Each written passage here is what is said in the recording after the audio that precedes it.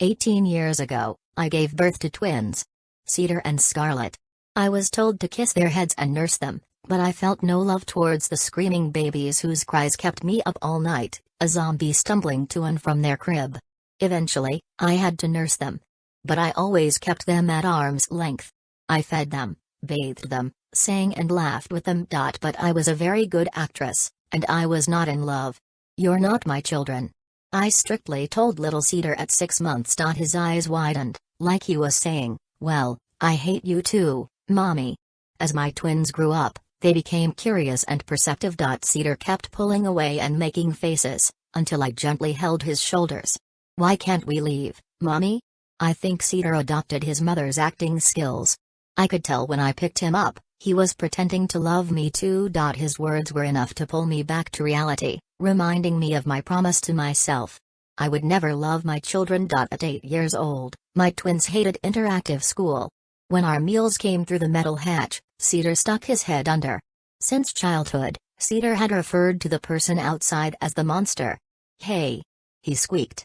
"Why are you keeping us here?" He did manage to get out, only for the monster to drag him back inside. 15 years old, I told my children I hated them, and the two of them nodded, exchanged looks and said, "Well, we love you, Mom."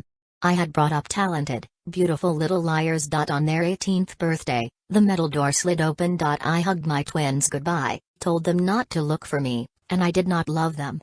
My twins watched me go, and I tried not to see the resentment in their eyes.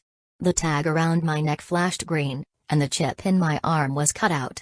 I stuck my finger down my throat, choking up all of the love TM that tried to turn me into a mother. When I exited Procreation Center 1, I could still feel the cavern in my belly where they hollowed me out to birth my beautiful twins.